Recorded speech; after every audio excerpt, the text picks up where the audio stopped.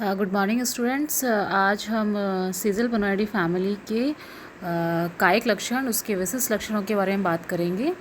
ये जो फैमिली है सीजल बोनाइडी, ये भी लेग्यूमिनेसी जो फैमिली है या फेवेसी जो फैमिली है उसका एक सब फैमिली उपकुल है। हमने इससे पहले पैपिलोनेसी फैमिली के बारे में बात की थी, उसके कायिक लक्षण, उसके पुष्पीय लक्षण, उसके आर्थिक महत्व के बारे में हमने बात कर ली थी। नेक्स्ट जो है फेवेसी फैमिली के अंदर वो है सीजल पिनोइडी। तो सबसे पहले इसकी हम इम्पॉर्टेंट कैरेक्टर्स की बात करते हैं, महत्वपूर्ण जो लक्षण है उसकी बात करते हैं। ये इसका जो नाम है सीजल पिनोइडी, ये एक साइंटिस्ट, एक चिकित्सक थे, उनके नाम पर उनका नाम था सीजल पिनियस के नाम पर इस फैमिली का नाम रखा गया है सीजल पिनोइडी। इस कुल को केशिया फैमिली भी कहा जाता है, केशिया कुल भी कहा जाता है। इसकी लगभग 150 वंश और 2800 प्रजातियां सम्मिलित हैं और जो कि कटिबंधीय और उपोष्ण क्षेत्रों में पाई जाती हैं। ट्रॉपिकल और सब ट्रॉपिकल रीजन्स में सीजल पिनोइडी फैमिली की प्लांट्स देखने को मिलते हैं। इसके अलावा भारत में ये जो सब फैमिली है इसके लगभग 23 वंश और 80 प्रजातियां पाई जाती हैं। इसके महत्वपूर्ण लक्षणों की बात करते हैं इस उपकुल के, तो इसकी जो पत्तियां होती हैं वो अनुपर्णी होती हैं, स्टिपुलेट होती हैं, पिच्छाकार संयुक्त होती हैं, पिन्नेटली कंपाउंड प्रकार की होती हैं। उसके अलावा जो पुष्पक्रम पाया जाता है वो पैनिकल होता है, यौगिक असीमाक्ष प्रकार का मिक्स्ड पुष्पक्रम पाया जाता है। जो पुष्प होता है, जो फ्लावर होता है वो परिजायंगी होता है और एक व्यास समित होता है, जाइगोमॉर्फिक प्रकार का होता है। और पेंटामेरस होता है, पंचतई होता है। पेंटामेरस का मतलब कि उसमें बाह्य दलपुंज और दलपुंजों की जो संख्या होती है वो 5 होती है या 5 के गुणनफल के रूप में होती है। बाह्य दल 5 होते हैं, विषम बाह्य दल होते हैं अग्र, और जो दल होते हैं वो भी 5 होते हैं और उनका जो एस्टिवेशन होता है, जो विन्यास पाया जाता है वो होता है कोरछादी विन्यास। इसके अलावा जो जिसमें जो स्टैमन्स होते हैं, जो पुंकेसर होते हैं, 5-5 के चक्रों में मिलते हैं, लेकिन इनमें से जो 10 पुंकेसर हैं उनमें से जो 3 पुंकेसर होते हैं वो बंदे प्रकार के होते हैं, स्टैमिनोड होते हैं। इसके कायिक लक्षणों की बात करते हैं, प्रकृति एवं आवास की। इसका हैबिट और हैबिटेट, तो इस कुल के सदस्यों में वुडी, सामान्यतः जो पादप हैं वो वुडी होते हैं, काष्ठीय होते हैं, काष्ठीय वृक्ष पाए जाते हैं। इसके अलावा इसमें कुछ हर वर्ष शब्द भी सम्मिलित हैं। इसमें जो इम्पोर्टेंट वृक्ष हैं, जो वुडी काष्ठीय जो वृक्ष हैं उसमें कचनार, गुलमोहर, डेलोनिक्स, इमलिका, टैमेरेंडस, इसके अलावा अमलताश का केसिया फिस्टोला और हार्डविकिया, ये जो प्लांट्स हैं ये सभी वृक्ष हैं जो कि इस फैमिली के अंदर सम्मिलित किए जाते हैं।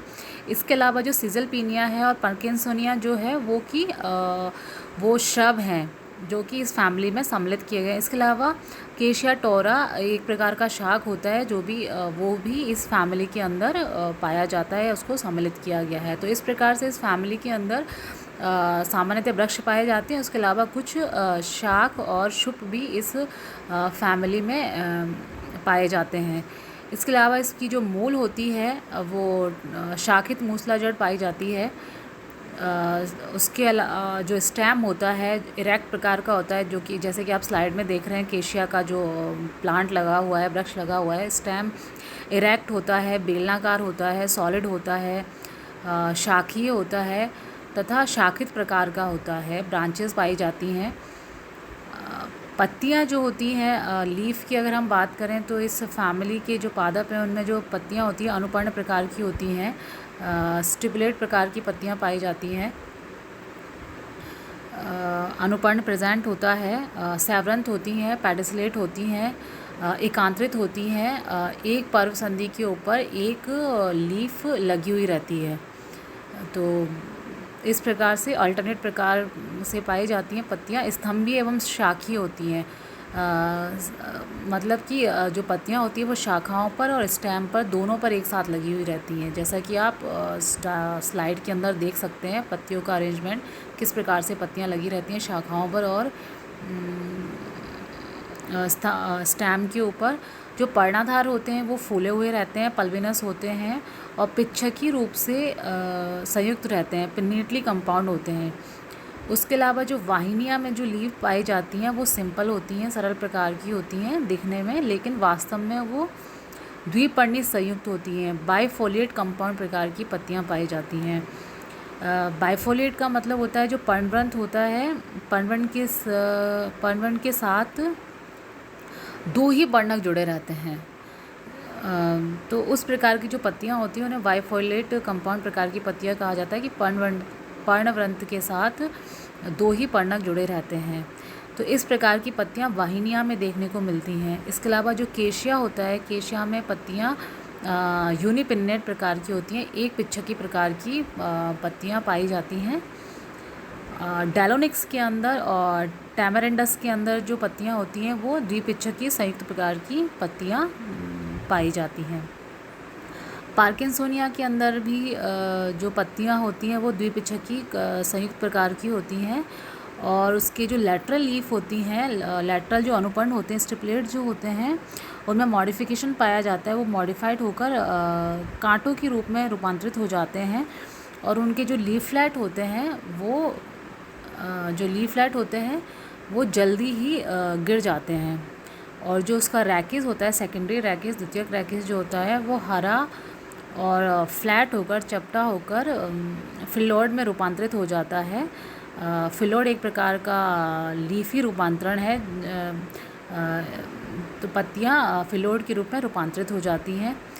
इसके अलावा जो सिराविन्यास होता है इन पत्तियों के अंदर, सिजलपिनोइडी फैमिली के अंदर, तो सिराविन्यास जालिकावत रेटिकुलेट वेनेशन पाया जाता है। जालिकावत शिराविन्यास देखने को मिलता है इस फैमिली के पादपों के अंदर।